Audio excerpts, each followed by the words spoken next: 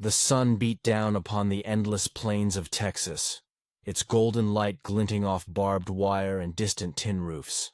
Inside the tall fences of Camp Hearne, hundreds of German prisoners of war stirred beneath the morning heat. Their uniforms, now faded from months of captivity, clung to their backs with the weight of dust and memory. For men who had once marched beneath banners of conquest, the desolation of rural America felt like a forgotten world. Yet beyond those fences something stirred, laughter, music, and the low roar of animals. From their guard towers, the American sentries leaned upon their rifles, watching the prisoners' faces turn toward the sound. It was the annual rodeo, an American tradition that to these captured soldiers seemed utterly alien. Johann Weiss, a 26-year-old former Panzer mechanic from Hamburg, squinted at the rising dust clouds beyond the wire. He could hear the rhythm of drums, the whistle of a crowd, and the crack of something fierce and untamed. To his ears, it sounded like combat drills, the kind he had once endured before the invasion of France. The prisoners murmured amongst themselves. Some believed it was training for an assault, perhaps a new American regiment preparing for Europe. Others believed it was a display of dominance, a reminder of who now held power. But when the first bull burst into the ring, leaping and bucking beneath a man in a wide-brimmed hat, silence fell across the camp. It was not a drill. It was something else, something wild, joyous, and incomprehensible. For the first time since capture, Johann felt confusion give way to awe. The Americans were not training for battle. They were celebrating life, and as he watched the cowboy cling to the raging animal with sheer courage and reckless grace, something began to stir within him, a strange mixture of envy, respect, and longing. He had seen many men ride to destruction, but never one who rode simply to live. The following morning, the camp buzzed with rumor.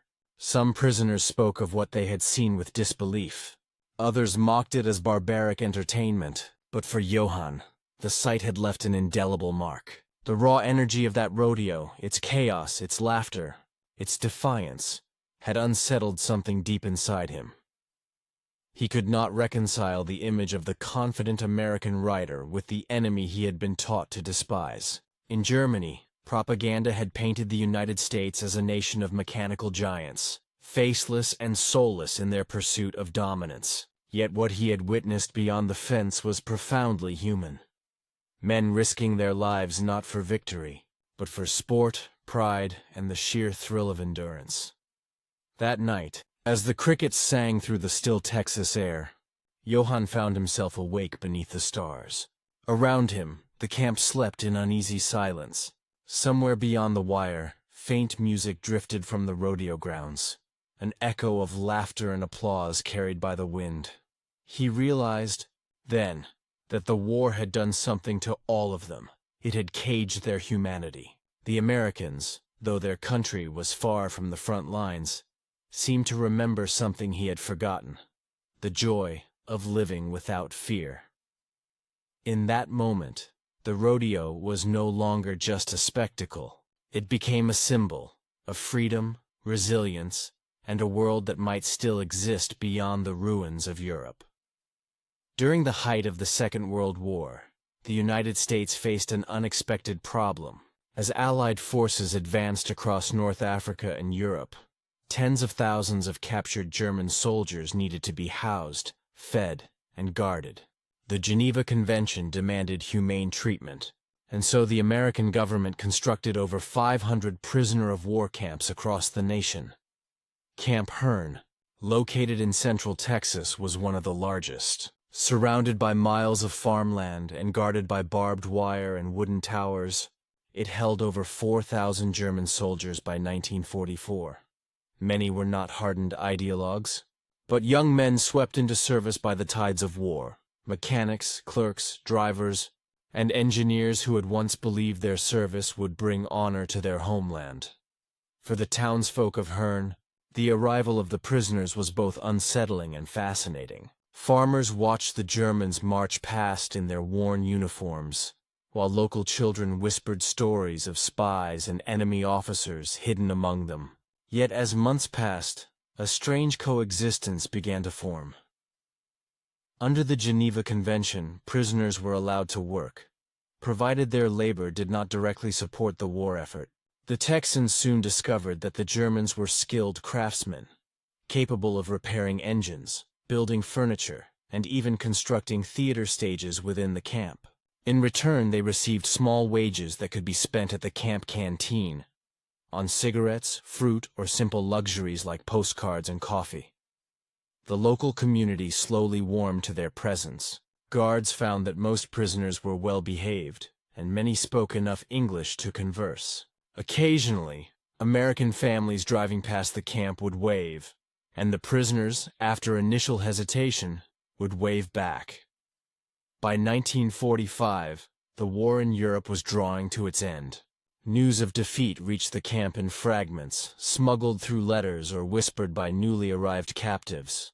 Some men refused to believe it.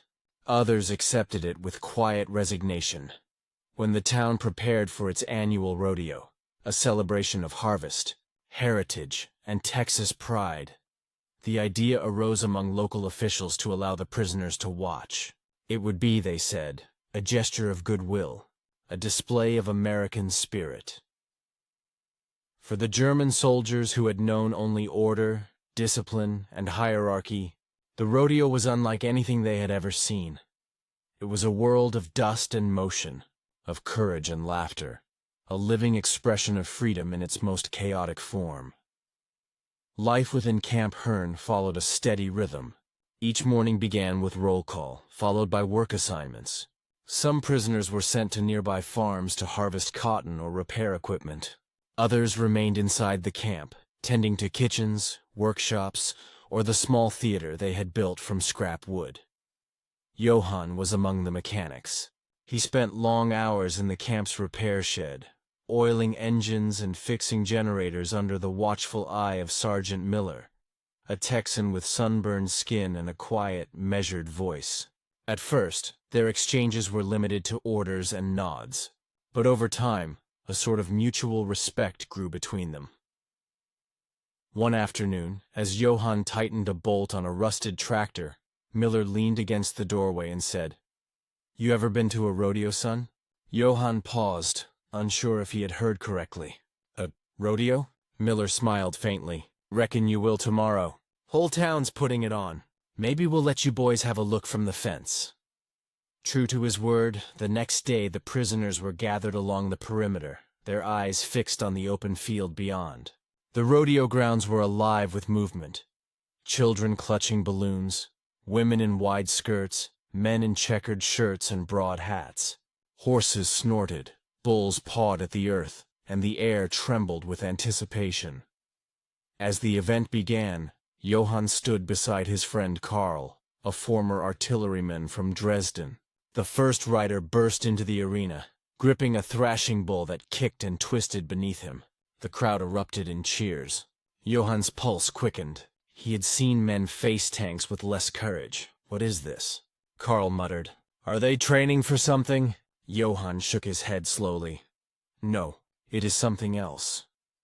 They watched as the rider held on for the full 8 seconds before being thrown clear into the dirt. The crowd roared again, and the cowboy stood, brushing himself off with a grin.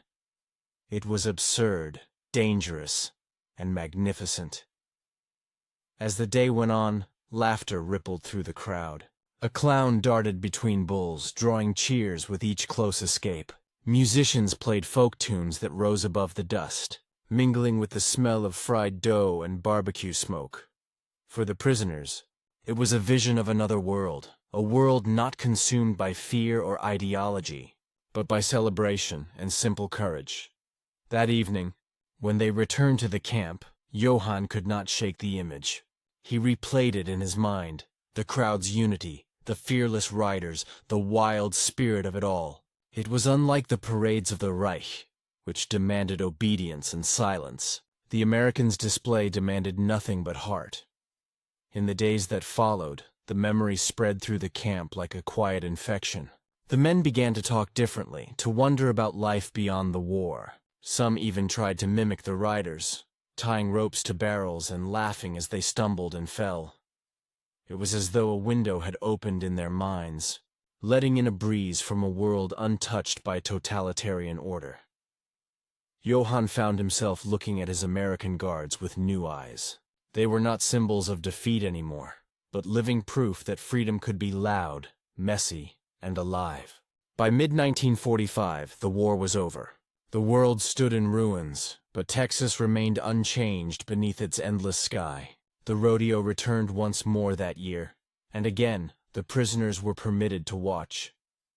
This time, Johann stood silently, the leather ticket clutched in his hand. He understood now that what he was witnessing was not defiance, it was healing. The riders who faced the bulls did so not to conquer, but to reclaim joy from chaos. As the final event began, a rider fell hard to the ground, and the crowd gasped. For a moment all sound vanished. Then the man rose, limping but smiling, waving to the cheering stands. Johann felt his throat tighten. He had seen men rise from worse, but never before to applause. The war had been built on domination and fear. This was built on resilience and grace. When the final horn sounded, the prisoners turned back toward the camp in silence. The sun sank behind the horizon, painting the sky in crimson and gold. Johann looked once more at the fading arena, and in that moment, he knew that something in him had survived that no nation could destroy. In early 1946, the prisoners began to be repatriated. The journey back across the Atlantic was long and uncertain. Johann stood upon the deck of a transport ship, watching the waters churn behind him. Somewhere beyond the horizon lay a homeland he no longer recognized. When he arrived in Hamburg, the devastation was beyond comprehension. Streets he had once walked as a boy were reduced to rubble. The air smelled of smoke and despair. His parents were gone, their home destroyed in the bombings.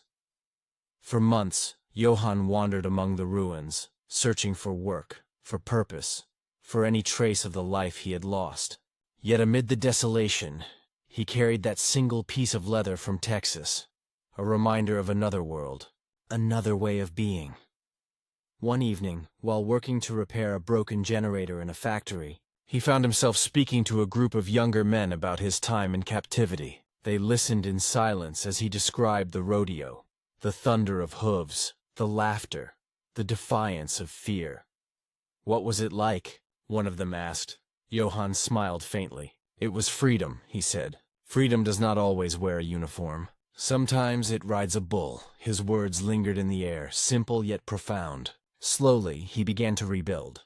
He repaired engines, then entire machines. He taught apprentices not only how to mend metal, but how to value life beyond ideology. As the years passed, Germany changed.